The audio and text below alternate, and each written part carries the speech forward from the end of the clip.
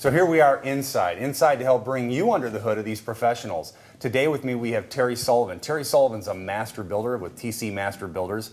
And Terry's going to be my co-host today. Terry, it's great to have you here today. Thanks, Dan. And starting out with the first professional of the day, we've got Bud Atchley. Bud is a chimney specialist and a brick mason. And as I've come to find out in doing some research for this, there's definitely a difference. Now, there are some great brick masons that know how to do chimneys very well.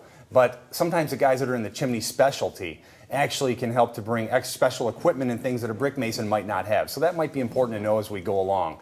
What I'm going to do, the format of this whole thing, is that I've got 10 different main questions that I'll be asking every single one of the tradespeople. And we're going to have some digression here and there, but we're going to get started with the first question. And the first question is, Bud, if a good family or a friend of yours out of town was hiring a brick mason or a chimney guy, we're going to ask you to kind of talk on both if you could. Okay. What would be something you'd make sure that they had in the contract? Or I would first make sure that these guys are licensed, carry full insurance, workman's compensation, liability, and that they have proper certifications. Okay, these are very specialized areas, and these guys need to have experience, and the certification shows their experience. Okay, and the certification, for example, I think you've got a builder's license and a mechanical license? Builder's license, mechanical, plus we're also nationally certified by the Chimney Safety Institute. Okay, and on the other hand, though, as a brick mason, they may or may not be certified.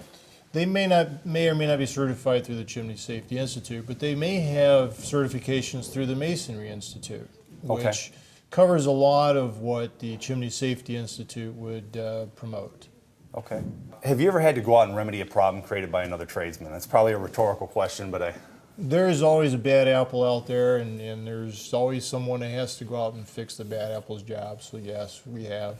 What does that often look like? I mean, it's usually something, sometimes it's a safety-related issue, sometimes it's just a cosmetic issue, but you know, in our industry, because of what we do, and so much of what we do relates to safety, you know, those are the type of things that we tend to get involved in, such as going out and doing an inspection because a consumer is having a problem, carbon monoxide, those types of issues, is quite often we'd have to go out and find a job that was previously done incorrectly and then correct that job. And what's the incorrectness of this job? Often bad tuck pointing or something, so the smoke's still coming out? I mean, what might that... It's usually something more serious than that. Usually it's improper lining job of the inside of the chimney, undersizing the lining so that the smoke can't go out the chimney like it's supposed to, and if it can't go out, it's coming back into the home.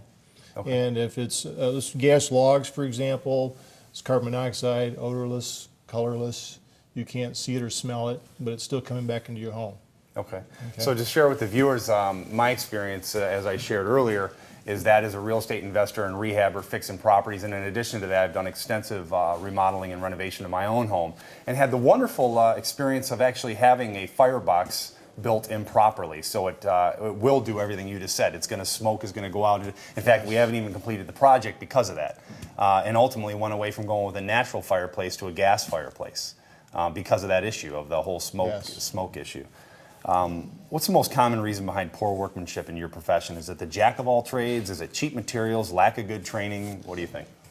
I think ultimately it's a lack of good training and understanding by the contractor or the tradesperson to know how to do the job properly.